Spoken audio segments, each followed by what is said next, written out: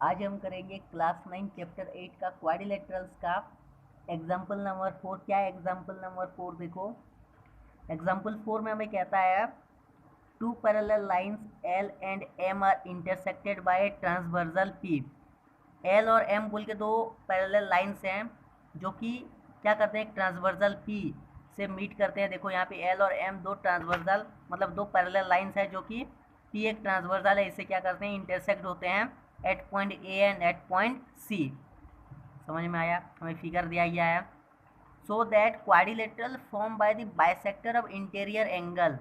मतलब क्या बोला है कि यहाँ पे जितने भी इंटीरियर एंगल मिलेंगे उसका जो बाइसेक्टर से हम एक क्वाड्रिलेटरल हमें मिलेंगे। मतलब देखो यहाँ पे हमें इंटीरियर एंगल कौन कौन से मिलेंगे, एंगल पी ए सी, ये इंटीरियर एंगल है। जैसे कि मान लो ये इंटीरियर एंगल है, ये एक इंटीरियर, ये चारों क्या क्या है, एक इंटीरियर एंगल है। इन इंटीरियर एंगल का हम क्या करेंगे, एक बाइसेक्टर निकालेंगे। इन इंटीरियर एंगल का हम अगर हम बाइसेक्ट करेंगे तो इनका बाइसेक्टर एक एक पॉइंट पे मीट करेंगे। जैसे कि इस एंगल का बाइसेक्टर आके और इस एंगल का बाइसेक्टर आके यहाँ पे मीट कर रहा है बी पॉइंट में, इसका और इसका मीट कर रहे हैं ऐसे डी पॉइंट में। ये इनका बाइसेक्टर। और बाइसेक्टर मतलब क्या है, बाइसेक्टर मतलब किसी भी चीज़ को दो इक्वल हिस्सों में डिवाइड करना। समझ में आया?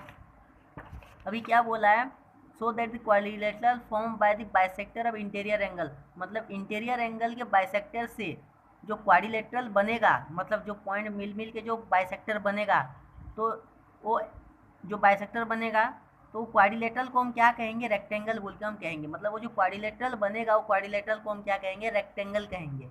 ये हमें प्रूव करना है। रेक्टेंगल मतलब क्या, क्या हम रेक्टेंगल को पैरेललोग्राम बोल सकते हैं? हाँ, हम रेक्टेंगल को पैरेललोग्राम बोल सकते हैं, क्योंकि रेक्टेंगल का हमें पैरेललोग्राम में क्या चाहिए, दोनों पेयर ऑफ साइड को हमें पैरेलल, हमें सिर्फ पैरेलल करना होता है पैरेललोग्राम में। और रेक्टेंगल में क्या होता है, दोनों साइड, तो दोनों पेयर ऑफ साइड को हमें पैरेलल चाहिए ही, लेकिन साथ में क्या चाहिए, किसी भी एक एंगल हमें क्या चाहिए, 90 डिग्री हमें चाहिए। मतलब रेक्टेंगल में हमें कोई भी एक एंगल हमें क्या चाहिए, 90 डिग्री चाहिए। तभी हम कह सकते हैं कि ये जो फिगर है, ये जो क्वाड्रिलेटरल है, ये क्या है, ये एक रेक्टेंगल है बोल के हम कह सकते हैं।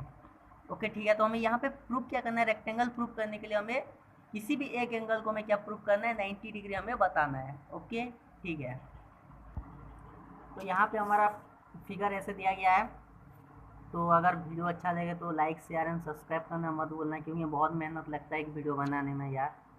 ओके, तो हमें क्या चाहिए, एक हमें जो बाइसेक्टर से हमने एक रेक्टेंगल बनाया, मतलब पी ए सी, इसका बाइसेक्टर कौन सा है, ये ए बी है। मतलब ये जो लाइन है, ये जो आ रहा है, ये जो बाइसेक्टर है, और इसका इस एंगल का बाइसेक्टर, ये दोनों आके मीट कर रहे हैं कहाँ पे, पॉइंट पी पे। इस एंगल का बाइसेक्टर और इस एंगल का बाइसेक्टर आके मीट कर रहे हैं एंगल डी पे, मतलब पॉइंट डी पे। तो ए बी सी डी क्या बनता है, एक क्वाड्रिलेटरल बन रहा है। क्वाड्रिलेटरल मतलब एक closed figure consist of four side, इसको हम क्वाड्रिलेटरल कहते हैं। इतना तक तो समझ में आ जा।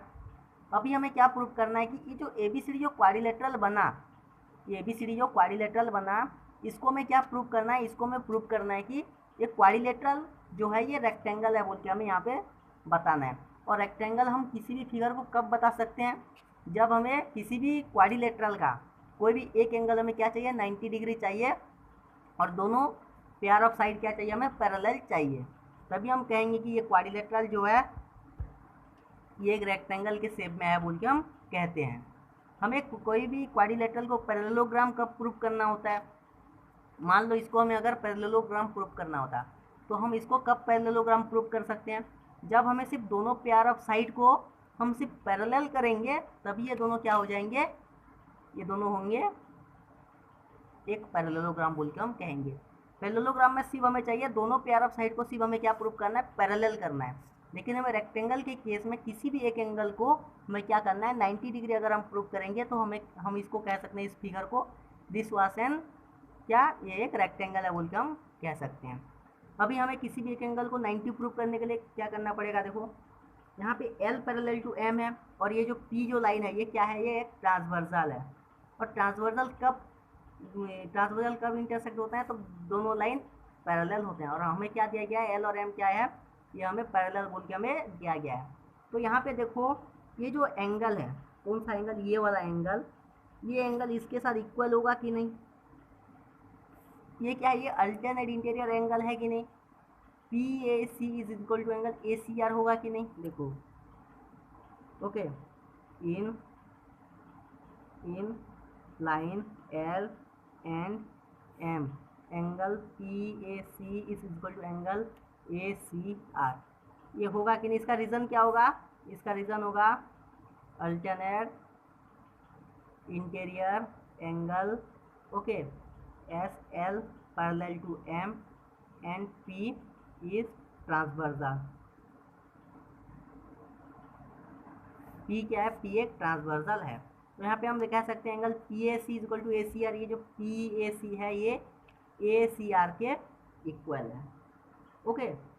उसके बाद में क्या मैं यहाँ पे कह सकता हूँ 1/2 angle P A C is equal to 1/2 angle A C R, ये मैं क्यों कह सकता हूँ, देखो पी ए सी को ये जो लाइन है ये क्या करता है, बाइसेक्ट करता है, और बाइसेक्ट का मतलब क्या है, किसी भी चीज़ को दो इक्वल हिस्सों में डिवाइड करना, बाइसेक्टर का मतलब।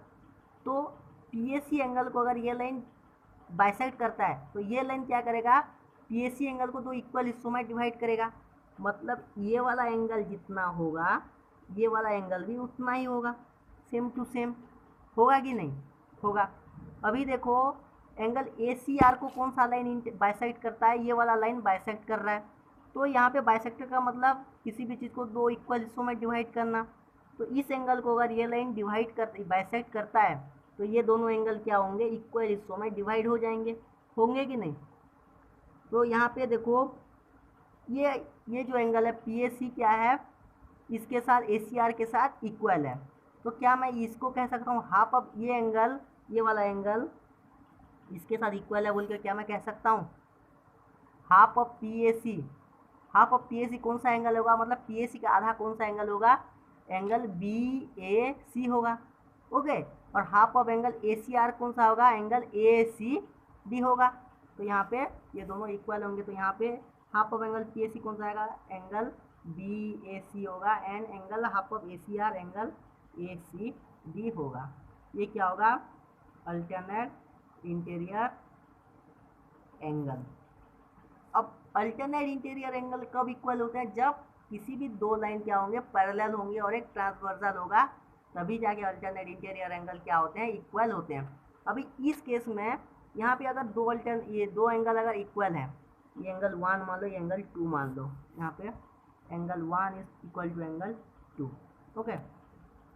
तो ये दोनों एंगल अगर इक्वल है तो यहाँ पे ट्रांसवर्सल कौन सा है, ये वाला ट्रांसवर्सल है, ये वाला अगर ट्रांसवर्सल है तो यहाँ पे लाइन कौन से पैरेलल है, किस पैरेलल लाइन पे ये ट्रांसवर्सल इंटरसेक्ट हो रहा है। तो क्या मैं यहाँ पे पी एस के जगह क्या मैं कह सकता हूँ B A parallel to C D, क्योंकि यहाँ पे दोनों इसके अल्टरनेट इंटीरियर एंगल अगर इक्वल हैं तो यहाँ पे मैं कह सकता हूँ कि B A parallel to C D. क्यों कह सकता हूँ, क्योंकि अल्टरनेट इंटीरियर एंगल सिर्फ पैरेलल लाइंस में ही इक्वल होते हैं, बिना पैरेलल लाइंस में इक्वल नहीं होते हैं, ओके। तो यहाँ पे B A parallel to C D, इसका रीज़न क्या होगा, इसका रीज़न होगा alternate interior angle are equal, angle B A C is equal to angle A C D, okay. Angle B A C is equal to angle A C D. अगर ये B ए क्या है, C D के साथ parallel है, तो क्या मैं कह सकता हूँ B C is parallel to also A D. B C मतलब कौन सा, ये वाला, ये पैरेलल है किसके साथ, ए डी के साथ। ये किस वजह से इक्वल होगा, क्योंकि ये भी अल्टरनेट इंटीरियर एंगल इसके क्या होंगे, ये दोनों भी इक्वल होंगे। इसको 3 मान लो, इसको 4 मान लो, यहाँ पे रीज़न होगा angle 3 is equal to angle 4, reason होगा alternate interior angle, same reason, okay. अभी क्या हुआ, ये इक्वल हो गया, 3 4 1 2 3 4 चारों के चारों इक्वल हो गए, ओके। अभी देखो angle P A C plus angle C A S, कौन कौन से angle, angle P A C plus angle C A S, ये कौन से लाइन में है, लाइन पी एस में है, पी एस लाइन में है, मतलब ये लीनियर लाइन में दो एंगल हैं, ओके। तो ये दोनों एंगल को मिला के कितना डिग्री होना चाहिए, 180 डिग्री होना चाहिए। देखो in line P S, in line P S angle कौन सा, P A S plus angle C A S, P A C plus angle C A S, okay, P A C plus angle C A S equal to 180 degree. Reason होगा linear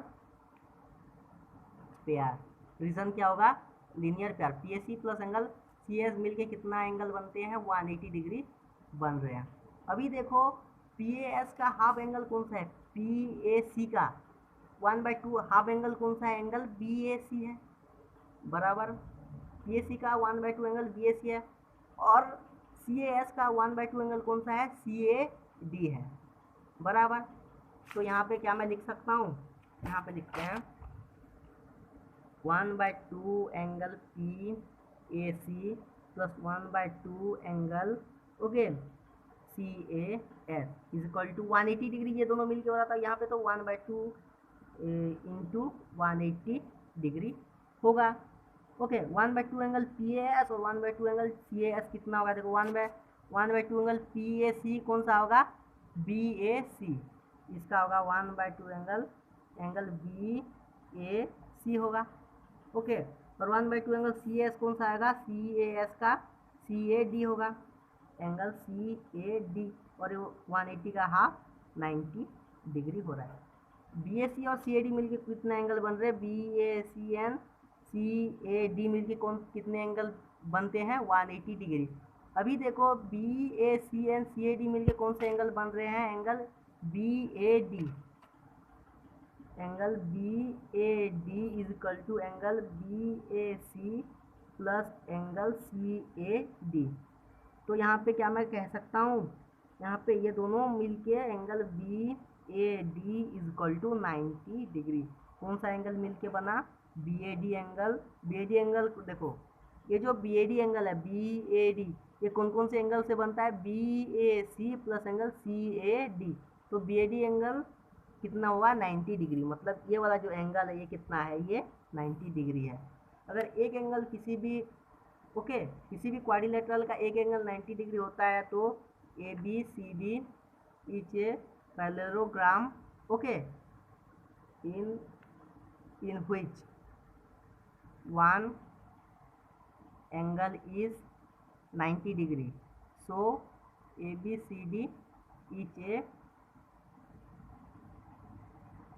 ए B C D क्या है, A B C D is a rectangle in which angle B A D is equal to 90 degree. यहाँ पे angle B A D कितना बनता है हमारा, 90 degree आ रहा है। और यहाँ पे हमारा क्वेश्चन एग्जाम्पल नंबर 4 खत्म, ओके। हमें प्रूव करना था कि ये जो क्वाड्रिलेटरल है ए बी सी डी, ये क्या है, एक रेक्टेंगल है, ये हमें प्रूव करना था, और हेंस ये एक रेक्टेंगल हमने प्रूव कर दिया। अगर वीडियो अच्छा लगे तो भाई please like share and subscribe करो, बहुत मेहनत करना पड़ता है एक वीडियो बनाने के लिए। Thank you for your support, okay. तो यहाँ से हमारा क्वेश्चन एग्जाम्पल नंबर 4 ख़त्म होता है। नेक्स्ट हम एग्जाम्पल 5 से हम करेंगे। अगर वीडियो अच्छा लगा तो प्लीज़ लाइक करें, सब्सक्राइब करें।